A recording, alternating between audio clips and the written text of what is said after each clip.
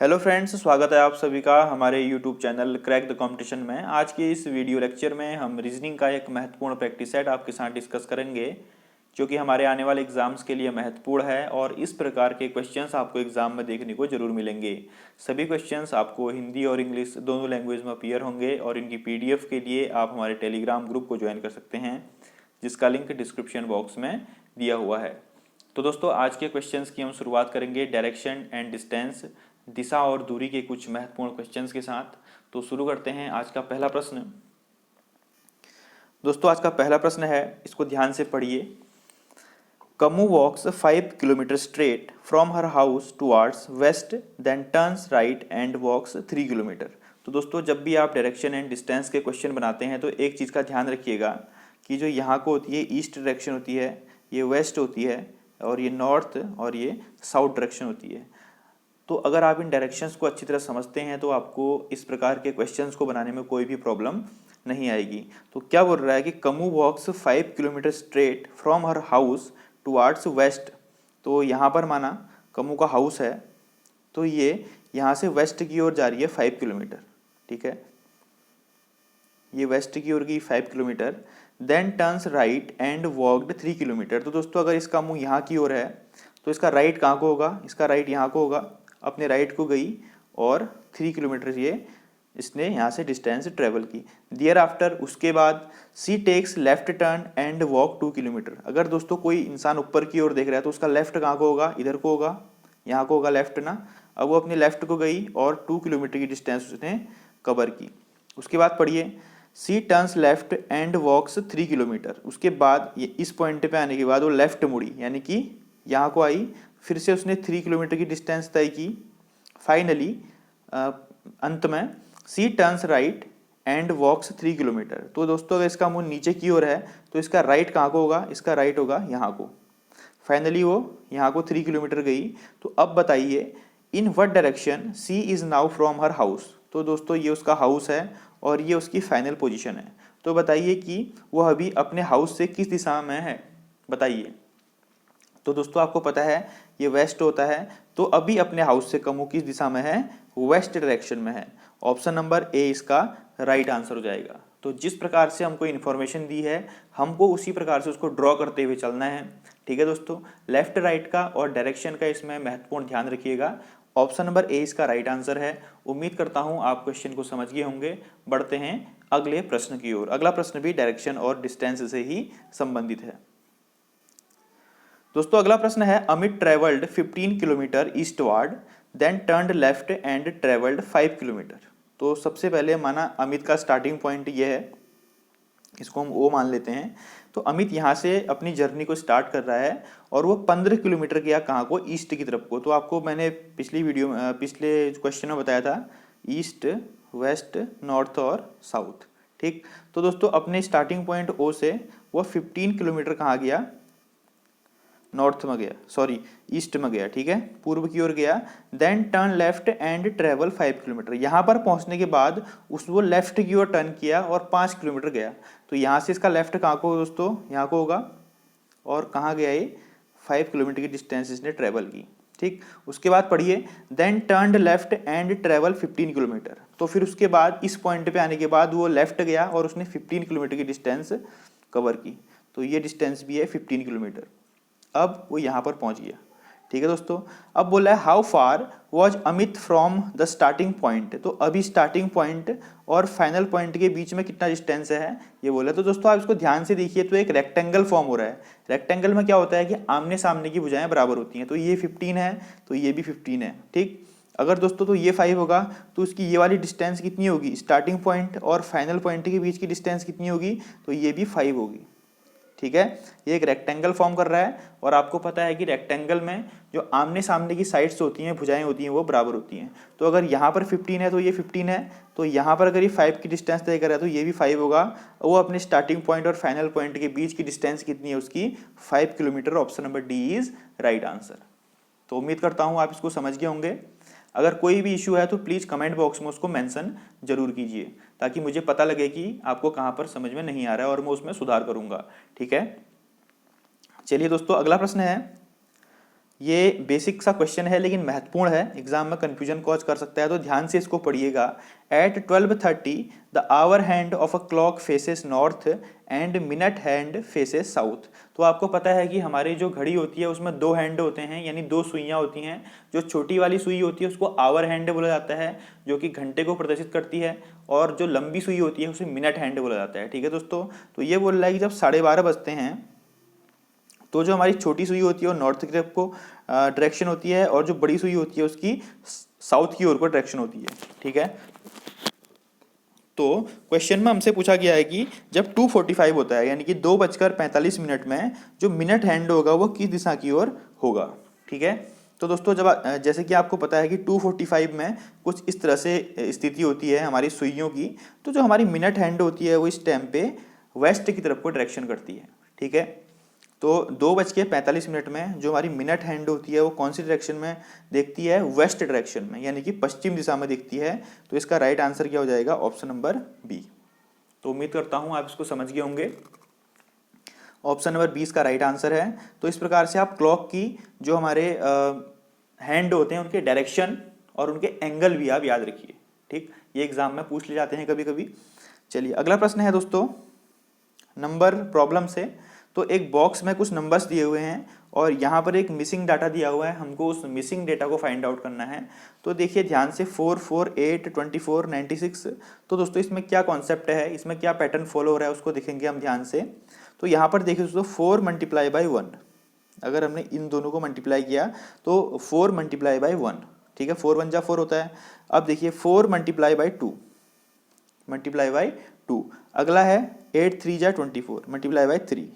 इसी प्रकार से 24 4 जा कितना होता है 96, 96 5 जा कितना होता है 480। तो यहाँ पर देखिए 1 2 3 4 5, तो नेक्स्ट क्या आएगा 6 आएगा। तो 480 मल्टीप्लाई 6 कितना होता है दोस्तों, ये होता है 6 0 8 और 24 प्लस 4 8, तो 2880 इसका आंसर आ जाएगा। ठीक है, पहले 4 को 1 से मल्टीप्लाई किया तो 4 आ गया, फिर जो रिजल्टेंट वाला 4 है उसको 2 से मल्टीप्लाई किया 8, इसी प्रकार से 3 4 5, और हमने 480 को लास्ट में 6 से मल्टीप्लाई किया तो 2880 आंसर आ गया। ऑप्शन नंबर 3 इसका राइट आंसर है। ठीक है दोस्तों, इस कॉन्सेप्ट को ध्यान रखिए। अगला है, ये कॉन्सेप्ट काफ़ी टिपिकल है, मैं कह सकता हूँ टिपिकल है, क्योंकि बहुत सारे स्टूडेंट्स ने मुझे ये क्वेश्चन भेजा था तो मैंने इसमें इंक्लूड कर दिया है। दोस्तों इसका कॉन्सेप्ट मैंने ढूंढा तो मुझे मिला कि जब मैं इन जो बाहर के नंबर है मेरे 5 2 4 3, इन सबको मल्टीप्लाई करता हूँ और उसको 10 से डिवाइड करता हूँ तो मिडिल का नंबर आ रहा है। ठीक है, तो देखिए दोस्तों 4 2 जा 8, 8 5 जा होता है आपका 40, और 43 जा होता है 120, यानी कि मैंने बाहर के आउटर स्पेस के जितने भी नंबर हैं सबको मल्टीप्लाई कर दिया, उसको मैंने 10 से डिवाइड किया तो 12 आ जाएगा। इसी पैटर्न को हम दूसरे वाले में फॉलो करते हैं, देखते हैं कि हो रहा है कि नहीं हो रहा है। तो 5 6 जा 30, 32 जा 60 और 63 जा 180, यानी कि आउटर नंबर के टोटल सारे नंबर्स को मल्टीप्लाई करके कितना आ रहा है 180 आ रहा है। इसको 10 से डिवाइड करेंगे तो 18 आ जाएगा। ठीक है, अब देखिए अगला वाला देखिए 5 2 जा 10, 10 2 जा 20, 20 मल्टीप्लाई 9 180, ये भी 180 आ रहा है। हम इसको 10 से डिवाइड करेंगे तो 18 इसका राइट आंसर आ जाएगा। ठीक है, तो इस प्रकार के क्वेश्चंस की आप अधिक से अधिक प्रैक्टिस करके ले जाइए, ताकि अगर दोस्तों ये एग्जाम में ऐसे क्वेश्चन इजीली क्लिक नहीं होते हैं, होते तो बहुत सरल हैं, कॉन्सेप्ट इनका बहुत सरल होता है, लेकिन कॉन्सेप्ट पकड़ में नहीं आता है तो आपका बहुत टाइम वेस्ट हो जाता है। तो इसीलिए इस प्रकार के क्वेश्चंस की आप अधिक से अधिक प्रैक्टिस कीजिए। ठीक है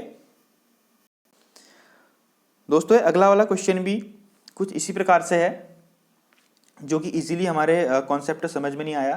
तो इसको ध्यान से देखिए दोस्तों, यहाँ पर 12 18 30 लिखा हुआ, नीचे 6 लिखा हुआ है, यानी कि ऊपर ऐसे नंबर हैं जो कि पूरी बार 6 से डिविजिबल हैं, यानी कि 6 से इनमें भाग जाता है। 6 2 जा 12, 6 3 जा 18 और 6 5 जा 30।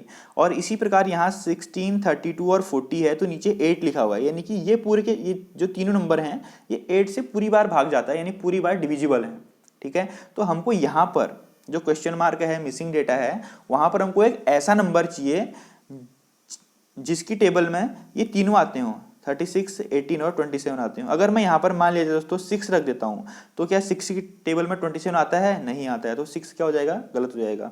अगर मान लिया जाए मैं यहाँ पर 12 रखता हूँ तो क्या 12 की टेबल में कभी 18 और 27 आते हैं? नहीं आते हैं। अगर मैं 18 रखता हूँ तो क्या कभी 18 की टेबल में 27 आता है? बिल्कुल नहीं। तो इसका राइट आंसर क्या हो जाएगा? 9। अब देखिए दोस्तों, यहाँ पर आप 9 रखोगे तो 9 4 जा 36, 9 2 जा 18 और 9 3 जा 27, तो ये फिट बैठ रहा है यहाँ पर। ऑप्शन नंबर 20 का राइट आंसर है। ठीक, अभी बहुत सारे स्टूडेंट इसमें जोड़ तोड़ करते हैं तो वहाँ पर एग्जाम में खाली हमारा टाइम वेस्ट होता है। तो इस प्रकार के बेसिक कॉन्सेप्ट की आप पकड़ बना के चलिए तो एग्जाम में आपको काफ़ी मदद मिलेगी। और मिसिंग नंबर प्रॉब्लम से 2 या 3 क्वेश्चन एग्जाम में जरूर पूछे जाएंगे 100%। अगला दोस्तों अपना एनालॉजी से संबंधित कुछ क्वेश्चन हैं। ये क्वेश्चन मैं अपनी सभी वीडियोस में आपको कराता हूँ।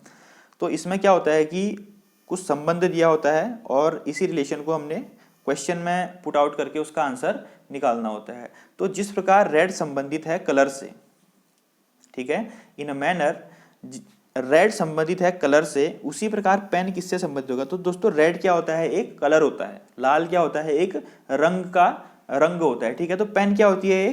पेन एक लेखन सामग्री होती है जिसको कि हम स्टेशनरी बोलते हैं। स्टेशनरी प्रोडक्ट होता है पेन। तो जिस प्रकार रेड संबंधित है कलर से, उसी प्रकार पेन संबंधित है स्टेशनरी प्रोडक्ट से। ऑप्शन नंबर ए इसका राइट आंसर हो जाएगा। अगला प्रश्न है, जिस प्रकार स्मोक संबंधित है पॉल्यूशन से, तो उसी प्रकार वार किससे संबंधित है? दोस्तों अगर जहां पर ज्यादा मात्रा में स्मोक आता है तो वहां पर प्रदूषण हो जाता है, पॉल्यूशन हो जाता है। ठीक, और तो स्मोक का रिजल्टेंट क्या है? पॉल्यूशन है। ठीक है ना, स्मोक का परिणाम है पॉल्यूशन। तो उसी प्रकार से वार का रिजल्टेंट क्या होगा? वार जहां पर युद्ध होता है, आजकल आपको पता है अर्मेनिया और अजरबैजान में युद्ध चल रहा है, तो उसका आपको रिजल्ट क्या निकल रहा है? डिस्ट्रक्शन, यानी कि विनाश हो रहा है। उनके भी टैंक ध्वस्त हो रहे हैं, उनके भी ध्वस्त हो रहे हैं, उनके लोग मर रहे हैं, सिपाही मर रहे हैं। तो युद्ध से क्या होता है? डिस्ट्रक्शन होता है। जिस प्रकार स्मोक से पॉल्यूशन होता है, उसी प्रकार वार से क्या होता है? डिस्ट्रक्शन या फिर विनाश होता है। ठीक, ऑप्शन नंबर डी इसका राइट आंसर है। अगला है, जिस प्रकार ट्रंप संबंधित है QNVSU से, तो उसी प्रकार BRUCE किससे संबंधित है? दोस्तों इस प्रकार के क्वेश्चन टाइम कंज्यूम करते हैं तो इनकी अधिक प्रैक्टिस करेंगे तो आप इजीली कर ले जाएंगे। मैं इसका कॉन्सेप्ट आपको बता देता हूँ। देखिए दोस्तों, ये एक्सप्लेनेशन है इसका। तो पहले वाला लेटर और लास्ट वाला लेटर एक दूसरे से संबंधित है, +1। ठीक, टी के बाद यू आता है, आपको पता है प्लेस वैल्यू में +1 करोगे तो यू आ जाएगा। उसी प्रकार R+1S, U+1B, M+1N और P+1Q। तो पहले से आपको यहाँ के पहले लेटर से आपको यहाँ के लास्ट लेटर को कोरिलेट करना है। तो इसी प्रकार ब्रूस का संबंध किससे होगा? दोस्तों अब आप इसको आसानी से निकाल सकते हो, क्योंकि अगर आपको रेफरेंस समझ में आ गया तो आप इस क्वेश्चन को आसानी से निकाल सकते हो। तो इसमें अगर हम फर्स्ट को देखें, B है, तो इसको हम C से कोरिलेट कर देंगे, R को S से, U+1B, C+1D, E+1F। तो FDVSC इसका राइट आंसर हो जाएगा। ऑप्शन नंबर 4 इसका राइट आंसर है। तो उम्मीद करता हूं आप इस कॉन्सेप्ट को समझ गए होंगे। ठीक है ना, एक्सप्लेनेशन को एक बार ध्यान से देख लीजिए। ठीक है दोस्तों, ये बी जो है ना, ये इस प्रकार से है। ठीक है, ये सी से रिलेटेड है ऐसे। चलिए अगला प्रश्न दोस्तों, अब आ गया ऑड नंबर आउट या ऑड वन आउट जिसको हम बोलते हैं सिंपल लैंग्वेज में। तो ऑड वन आउट के भी 2 से 3 क्वेश्चन एग्जाम में पूछे जाते हैं। तो इस प्रकार 7 4 है, 9 6, 11 8 और 23 21। तो इनमें 3 किसी न किसी प्रकार से समान होंगे और एक जो है कुछ अलग होगा या वो इस पैटर्न को फॉलो नहीं कर रहा होगा, तो उसी को हम ऑड वन आउट मानेंगे और वही हमारा क्या होगा? राइट आंसर होगा। ठीक है दोस्तों, तो देखिए इन तीनों में क्या संबंध है? 7 और 4 के बीच में कितने का गैप है? 3 का गैप है। 9 और 6 के बीच में 3 का गैप है। ठीक, 11 और 18 के बीच में भी 3 का गैप है, लेकिन 21 और 23 के बीच में 2 का गैप है। तो ऑड वन आउट क्या हो जाएगा? ऑप्शन नंबर 4 इसका राइट आंसर हो जाएगा। ठीक, ये 3 जो है दोस्तों किसी न किसी प्रकार से समान है, लेकिन चौथा वाला उनके समान नहीं है, इसीलिए ये ऑड वन आउट हो जाएगा। ऑप्शन नंबर 4 इसका राइट आंसर हो जाएगा। अगला है दोस्तों रोडेंट्स। हिंदी में आप इसको ध्यान में दीजिए, इतना समझ में नहीं आता है। रेप्टाइल्स, एम्फीबियंस और काव। तो आपको पता है कि रोडेंट जो है कुतरने वाले जीव होते हैं जी। माउस, चूहा होता है ना, चूहा, वो रोडेंट होता है जिनकी कुतरने वाली चीजें होती हैं। रेप्टाइल आपको पता है, और एम्फीबियन जो पानी और जल और थल दोनों में रहते हैं, यानी कि लैंड में भी रहते हैं और वाटर में भी रहते हैं। जैसे मेढक हो गया, ये एम्फीबियन होता है। ठीक, तो ये तीनों क्या है दोस्तों? क्लास ऑफ एनिमल्स हैं। इस क्लास के अंदर बहुत सारे एनिमल आते हैं, रेप्टाइल क्लास के अंदर आते हैं, लेकिन काव क्या है इसमें? ये एनिमल का नाम है। क्योंकि काव तो मैमल्स कैटेगरी में आती है। अगर यहाँ पर मैमल्स लिखा होता तो ये ठीक होता, लेकिन यहाँ पर काव लिखा है, काव की कोई एक एनिमल है, न कि कोई क्लास है, तो ये तीनों क्लास ऑफ एनिमल्स हैं, जबकि काव एक एनिमल है। तो ऑप्शन नंबर 4 इसका ऑड हो जाएगा, ऑप्शन नंबर 4 राइट आंसर हो जाएगा काव। ठीक है, तो उम्मीद करता हूँ आप क्वेश्चंस को समझ रहे होंगे। अगला है 639, 984, 419 और 750, तो इनमें क्या रिलेशन है, इनमें से कौन सा ऑड वन आउट होगा? तो हम ध्यान से देखेंगे दोस्तों, 6 का स्क्वायर प्लस 3 तो 39 आता है। उसी प्रकार से 9 का स्क्वायर 81 होता है, प्लस 3 करूंगा तो क्या आ जाएगा दोस्तों, 84 आ जाएगा। उसी प्रकार से 4 का स्क्वायर आपको पता है 16 होता है, इसमें आप प्लस 3 करेंगे तो कितना आ जाएगा, 19 हो जाएगा। यानी कि पहले नंबर का स्क्वायर प्लस 3 करने पे हमारा दूसरा नंबर आ रहा है। तो अब इसी प्रकार से आप इसको अप्लाई कीजिए। इसमें तो होता है क्या, बिल्कुल नहीं होता है, क्योंकि 7 का स्क्वायर तो 49 होता है, इसमें आप प्लस 3 करेंगे तो 52 आएगा, लेकिन यहाँ तो 50 आ रहा है, तो फोर्थ नंबर वाला ऑड वन आउट हो जाएगा। ठीक है, तो इस कॉन्सेप्ट को भी आप समझ गए होंगे, उम्मीद कर रहा हूं मैं। अगला प्रश्न, अगला है दोस्तों, crime blame, short long, poor rich और लाइट हैवी। तो आपको दिख रहा होगा दोस्तों, ये सब तीनों जो है ये अपोजिट हैं, एंटोनिम्स हैं। शॉर्ट का उल्टा लॉन्ग होता है, पुअर का उल्टा रिच होता है, लाइट का अपोजिट हैवी होता है, लेकिन क्राइम और ब्लेम जो है ये सिनोनिम चीजें हैं, यानी कि समानार्थी शब्द हैं। क्राइम भी होता है और दोषी भी वही होता है, अपराधी भी वही होता है। ठीक है, ये अपोजिट नहीं है, तो ऑप्शन नंबर ए इसका ऑड वन आउट हो जाएगा। अगला प्रश्न, ये बहुत महत्वपूर्ण क्वेश्चन है दोस्तों। इस प्रकार के क्वेश्चन आपको एग्जाम में मिलते हैं और आप इसमें गलत करके आते हैं। कभी एक, अगर यहाँ पर जितने रेक्टेंगल होंगे, कभी आप उससे एक ज़्यादा लगा के आओगे, एक कम लगा के आओगे, तो इसकी अप्रोच में आपको बताऊंगा अभी। ठीक, तो इस दी गई आकृति में कितने आयत हैं? जब इस प्रकार के क्वेश्चन आते हैं जहाँ पर आपको ज़्यादा यहाँ पर आकृतियाँ दिख रही हैं इसमें, तो आपको क्या करना है दोस्तों, सिंपली इस प्रकार से आपको नंबर इसमें नेमिंग कर लेनी है, इनका नाम लिख देना सबका, ए बी सी डी, जैसे इसमें लिखा गया है। ठीक है, A B C D H E F G H, इस प्रकार से। अब आपको आसानी हो जाएगी, जैसे इस क्वेश्चन में किया गया है, तो बी सी जे आई, तो एक रेक्टेंगल कौन सा हो गया, बी सी जे आई, ये वाला। उसी प्रकार से आई जे एल के, तो आई जे एल के दो रेक्टेंगल ये हो गए, के एल एफ जी, तो इस प्रकार से। ठीक है, तो अब तो मैंने आपको डायग्राम दे दिया है, आप बना लेंगे। ठीक है, और यहाँ पर रेक्टेंगल के नेम भी दिए हुए हैं। तो इस डायग्राम में टोटल 11 रेक्टेंगल हैं। कितने रेक्टेंगल दोस्तों, टोटल 11 रेक्टेंगल हैं। ऑप्शन नंबर 2 इसका राइट आंसर हो जाएगा। ठीक है, इसके आंसर का आप स्क्रीनशॉट ले लीजिए एक बार, ताकि आपको समझने में और इस प्रकार के दूसरे क्वेश्चंस को बनाने में आसानी हो जाए। ठीक है दोस्तों, तो ऐसे करके जहाँ पर आपको कॉम्प्लिकेटेड स्ट्रक्चर दिखता है, तो आप उसकी नेमिंग जरूर कीजिए वहाँ पर, और उसकी नेमिंग करके आप आसानी से इस क्वेश्चन को कर ले जाओगे। ठीक, अगला ट्राइंगल वाला है, how many triangles are there in given figure. तो इसको आप खुद मुझे बताइए कितना है। मैंने कॉन्सेप्ट आपको बता दिया है, इससे पहले की वीडियो में बता चुका हूँ। तो इसका आंसर मुझे कमेंट बॉक्स में लिख के बताएंगे कि इसमें कितने ट्राइंगल हैं। ठीक है दोस्तों, अधिक से अधिक संख्या में जितने भी लोग देख रहे हो, वीडियो को लाइक करना और इसका आंसर कमेंट बॉक्स में जरूर बताइएगा कि इसमें कितने ट्राइंगल हैं। ठीक है, चलिए अगला प्रश्न। अब दोस्तों आकृतियों से संबंधित क्वेश्चन आ गए हैं, फिगर से संबंधित क्वेश्चन। इसमें ऑब्जर्वेशन पावर, मैं अपनी प्रत्येक वीडियो में बोलता हूं कि इसमें ऑब्जर्वेशन पावर आपको लगानी पड़ेगी। ध्यान से क्वेश्चंस को ऑब्जर्व कीजिए और उनका आंसर दीजिए। ठीक, डायरेक्शन पहले पढ़ना बहुत जरूरी है। From the given answer figure select one which question figure is hidden. तो यहाँ पर क्वेश्चन फिगर है, तो इस प्रकार का फिगर या आंसर फिगर में कहीं पर छुपा हुआ है, हिडन है या फिर एम्बेडेड है। तो आपको उस ऑप्शन को बताना है कि ये वाला फिगर किस में छुपा हुआ है। तो ध्यान से आपको देखने पता चल रहा है दोस्तों, पी और इस प्रकार से एक फिगर है, तो ये वाले में छिपा हुआ है ऑप्शन नंबर 2 में। देखने पर ही सीधे पता लग जा रहा है हमको कि ये इस प्रकार से यहाँ पर एम्बेडेड है। ऑप्शन नंबर 2 इसका राइट आंसर है। ठीक है दोस्तों, तो ध्यान से देखिएगा, कभी कभी क्या होता है एग्जाम वाले धुंधला दे देते हैं, ब्लर दे देते हैं थोड़ा सा, ताकि आपको पहचानने में प्रॉब्लम हो। अगला है, ये बहुत इंपॉर्टेंट क्वेश्चन है।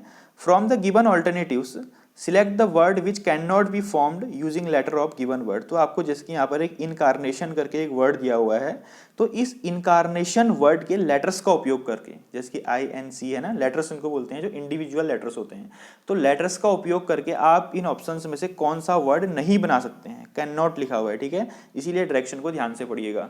तो दोस्तों इनकारनेशन वर्ड के लेटर का उपयोग करके हम कौन सा नहीं बना सकते हैं, केयर नहीं बना सकते हैं। क्यों नहीं बना सकते हैं, इसका रीजन मैं आपको बताता हूं, क्योंकि इनकारनेशन में आपको कहीं पर भी ई दिख रहा है क्या, ई, जब ई इसमें है ही नहीं तो हम केयर कैसे बना सकते हैं, नहीं बना सकते हैं। और सब कुछ बना सकते हैं, देखिए RAIN रेन प्रेजेंट है, सी भी प्रेजेंट है, OIR ये भी बना सकते हैं, और ट्रेन भी बना सकते हैं, लेकिन केयर नहीं बना सकते हैं।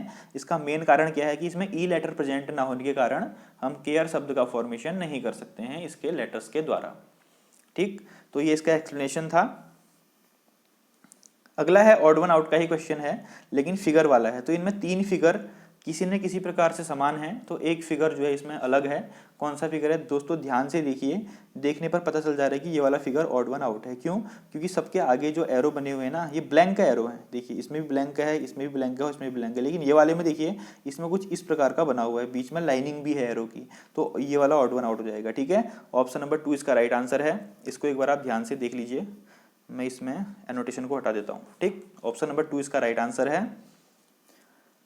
अगला फिर वही क्वेश्चन है दोस्तों, इसको आप कमेंट बॉक्स में लिखिए। इसका ऑप्शन नंबर, बहुत सिंपल क्वेश्चन है, कमेंट बॉक्स में इसका आंसर ऑप्शन नंबर के रूप में लिखिएगा। ऑप्शन 1, 2, 3 या 4 इनमें से कौन सा ऑड वन आउट है। वैसे आपको देख के तो पता लग ही गया होगा, लेकिन फिर भी मुझे जरूर बताइएगा। ठीक, ये है दोस्तों इंपॉर्टेंट, मैं इसको बताऊंगा आपको। इनमें से भी वही है कि 3 किसी न किसी प्रकार से समान हैं और एक जो है ऑड है। तो ये देखिए दोस्तों, ये पेंटागन है, यानी कि पेंटागन जो होता है इसमें 5 भुजाएं होती हैं, 5 साइड्स होती हैं। ठीक, इसमें 5 साइड्स हैं और इसके ऊपर से कितने डिजाइन हैं, 1, 2, 3, 4, 5। ठीक है, मैं जो ऊपर से बने हुए हैं ना इनको डिजाइन बोल रहा हूँ। ठीक है, तो पेंटागन के जितनी भुजाएं हैं उसके ऊपर से उतना ही डिजाइन भी है। इसी प्रकार से यहाँ पर ट्राइंगल है, ट्राइंगल में 3 भुजाएं होती हैं, 3 साइड्स होती हैं और उसके ऊपर से 3 डिजाइन है, 1, 2, 3। इसी प्रकार से दोस्तों अगेन ये पेंटागन है। ठीक है, इसको दूसरे तरीके से बनाया गया है, कुछ इस प्रकार से इसको बनाया गया है।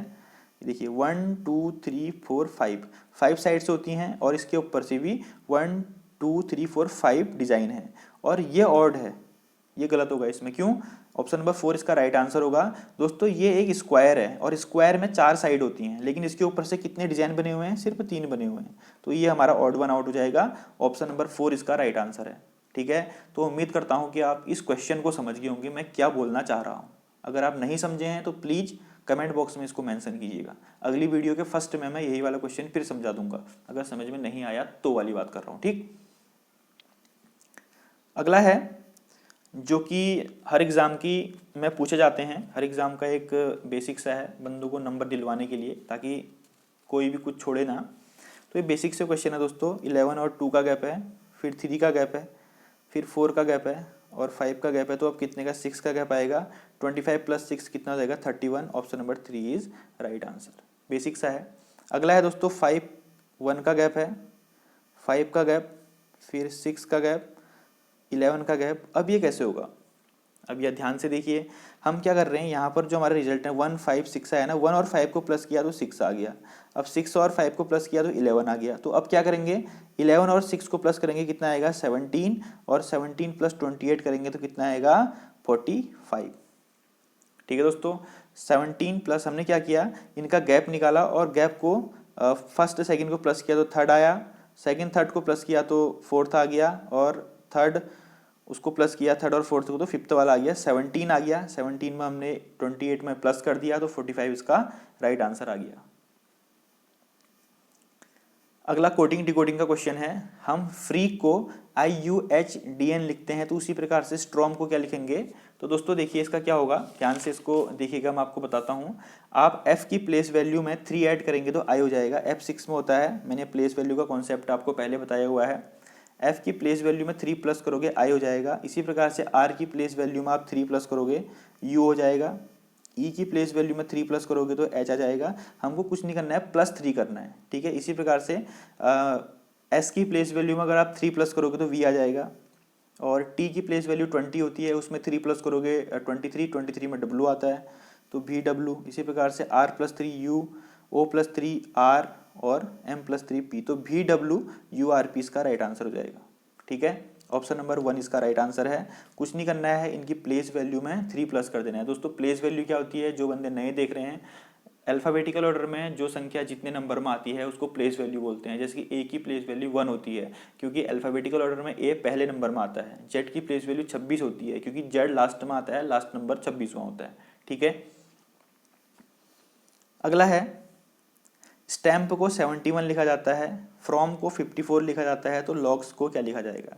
तो इसका कॉन्सेप्ट मैं आपको बताता हूँ दोस्तों। देखिए, इन सब की प्लेस वैल्यू को प्लस करना है। जैसे एस की प्लेस वैल्यू 19 प्लस टी की प्लेस वैल्यू 20 प्लस ए की प्लेस वैल्यू 1, एम की होती है आपका 13 और पी की होती है 16। ठीक है, इन सब को प्लस करके मेरा आता है दोस्तों 6 3 9 10 9 69। तो जब इन सब की प्लेस वैल्यू को प्लस कर दूंगा तो लास्ट में जो रिजल्टेंट आता है उसमें 2 प्लस कर देंगे तो मेरा आंसर आ जाएगा 71। इसी प्रकार से फ्रॉम की प्लेस वैल्यू से जो भी रिजल्टेंट निकलेगा उसमें +2 कर देना तो आ जाएगा 54। अब दोस्तों इसी पैटर्न को हम लॉग्स में अप्लाई करते हैं। तो एल की प्लेस वैल्यू होती है 12, यहाँ लिख रहा हूँ, ठीक है, 12 प्लस ओ की प्लेस वैल्यू 15 होती है, सी की प्लेस वैल्यू 3 होती है, के की 11 होती है और एस की 19 होती है। तो इन सबको प्लस करके मेरा आता है 60 यानी कि 60। अब मेरे पैटर्न के अनुसार मैं इसमें 2 जोड़ दूंगा तो आंसर आ जाएगा 62।